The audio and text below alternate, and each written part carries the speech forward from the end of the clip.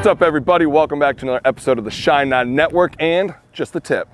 Today we're going over proper tires for the winter months and how to make sure that you're taking care of them. Guys, this is the only thing that's keeping your car between you and the asphalt. You're gonna wanna make sure that you don't cheap out on it and that you swap them out through the year.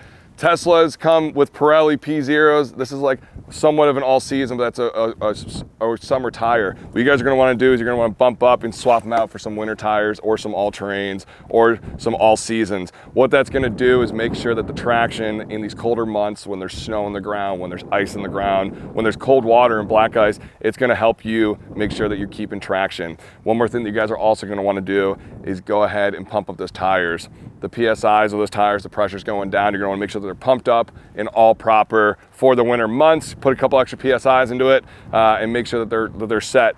One more thing too, the tires that we recommend to you guys for the winter months, what I personally run in all of my cars is Blizzaks. They are awesome. They're a little bit more expensive, but they're gonna give you years of use, not just a couple months, years of use. Another great one that I've used in the past too is the Michelin X-Ice. Those are awesome as well for the winter months. That's what I'm gonna be swapping onto the Tesla and to some of my other cars, my daily drivers. If not, go ahead with a nice all-terrain. Again, this is a truck. These are beefy, but if I'm going with my Tesla, I'm adding those Michelin's X-Ices or those Blizzaks onto it. If you guys have any questions, reach out. That's your tip of the day for the winter months. And as always, guys, keep shining.